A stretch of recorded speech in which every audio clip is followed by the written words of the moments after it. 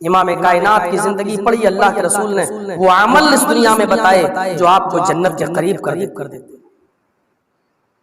اگر ہم ان چھوٹی چھوٹی سی چیزوں پر غور کر لیں تو بالکل جنت کے دروازے تک پہنچ جائیں گے۔ من قال لا الہ الا اللہ صدقا للقلبہ دخل الجنہ، جس نے لا الہ الا اللہ کہا اور صدق دل سے کہا۔ لا الہ الا اللہ کہہ دینا بہت آسان ہے، دو چھناک کی زبانی تو ہلانا ہے، لیکن صدقا للقلبہ کا جملہ یہ بتلا رہا ہے کہ اس کے تقاضوں کو پورا کرنا بہت مشکل۔ حضرت ابراہیم علیہ السلام پوری زندگی اس کے تقاضے پورا کرتے رہے اور کوئی ایک فرد بھی ان کے اوپر اسلام نہیں لایا۔ اسماعیل تو ان کے بیٹے تھے، ہاجرہ اور سارہ تو ان کی بیوی تھی، حضرت لوط علیہ السلام تو ان کے بھتیجے تھے، ان کو چھوڑ دیجیے۔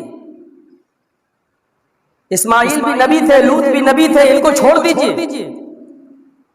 اس کے بعد بتائیے کہ ان کے اوپر ایک شخص بھی ان کی پوری 99 سال کی زندگی میں کوئی اسلام، کوئی ایمان لایا ہو، ایک شخص بھی اسلام نہیں لایا۔ اللہ رب العالمین نے کہا آپ نے محنت کی، ہدایت دینا نہ دینا یہ تو میرا کام ہے، آپ کا نہیں ہے۔ حضرت ابراہیم کو اکیلے پوری ایک امت قرار دیا، آپ اکیلے پوری امت کے برابر، امت واحدہ کہا۔ لا الہ الا اللہ کے مفہوم کو ہم سے زیادہ عرب کے کافر جانتے تھے، اسی لیے وہ لا الہ الا اللہ جلدی پڑھتے نہیں تھے۔ کیوں؟ وہ جانتے تھے کہ لا الہ الا اللہ پڑھیں گے تو ہمیں شجر و حجر چھوڑنا پڑیں گے، ہم کو پتھروں کی اور 360 بتوں کی پوجا سے توبہ کرنا پڑے گا، ہم جن بزرگوں کے ذریعے اپنی دعائیں اللہ تک پہنچاتے ہیں ہمیں ان کو ترک کرنا پڑے گا۔ عرب کے لوگ یہی تو کہتے تھے لیقربونا الی اللہ، ہم ان کو اللہ تھوڑی مانتے ہیں، یہ جو ود سوا یغوث یعوق نصر اور یہ خانہ کعبہ میں رکھی ہوئی 360 جو بزرگوں کی مورتیاں ہیں ان کو ہم رب تھوڑی بناتے ہیں، یہ رب تھوڑی ہیں، ہم تو ان سے دعا اس لیے کرتے ہیں لیقربونا، یہ ہم کو اللہ کے قریب کر دیتے ہیں۔ بس ان کا جرم صرف اتنا ہی تو تھا کہ وہ یہ کہتے تھے یہ میری دعائیں لے کر اللہ تک جاتے ہیں، بس اللہ نہیں ہے لیکن ہمیں اللہ کے قریب کر دیتے ہیں لیقربونا الی اللہ۔ صرف اتنے سے جرم کی وجہ سے اللہ کے رسول نے کہا تم مومن نہیں ہو، مسلمان نہیں ہو، تمہارا لا الہ الا اللہ پڑھنا بیکار ہے۔ من قال لا الہ الا اللہ صدقا للقلب، جس نے لا الہ الا اللہ کہا اور دل کی گہرائیوں سے کہا، صدق دل سے کہا، اس کے تقاضے پورے کیے، اللہ کے نبی فرماتے ہیں کہ اس کا انعام کیا ہے؟ دخل الجنہ، جنت میں جائے گا۔ دوسری حدیث بخاری کی، من مات لا یشرک باللہ شیئا دخل الجنہ، جس کی موت اس حال میں آئی کہ وہ اللہ کے ساتھ کسی کو شریک نہیں کرتا تھا، جس کی موت اس حال میں آئی کہ اس نے اللہ کے دربار کو اور اللہ کے در و دیوار کو چھوڑ کر کہیں اور کسی اور چوکھٹ پر سوال کرنے کے لیے نہیں گیا، جس کی موت اس حال میں آئی کہ اس کے گلے میں کوئی تعویذ، کوئی گنڈا، کوئی منتر اس کے گلے میں نہیں تھا،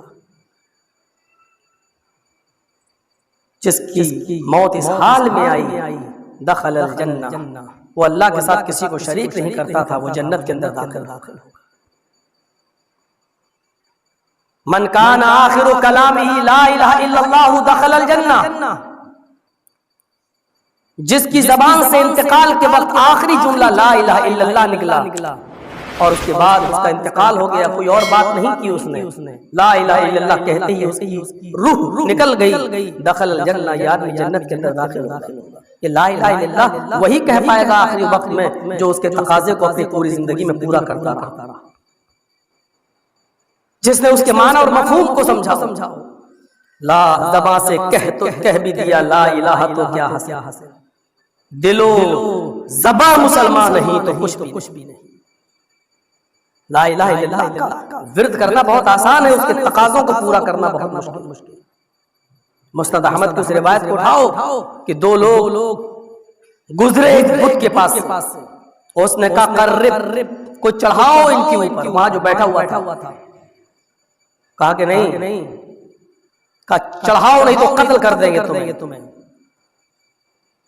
उसने कहा कुछ नहीं हमारे पास। दो लोग थे, दोनों ने कहा कुछ नहीं है मेरे पास।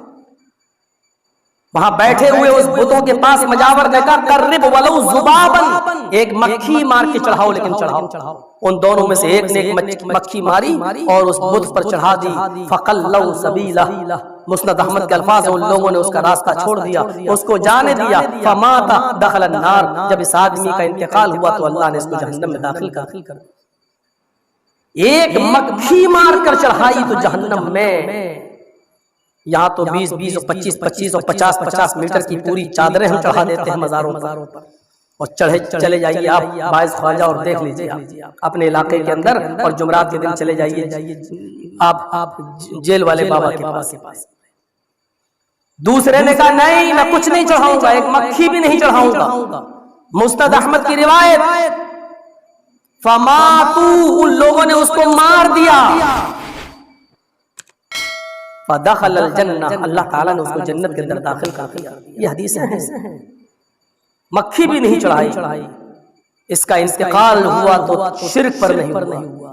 कहाँ गया? जन्नत के अंदर दाखिल।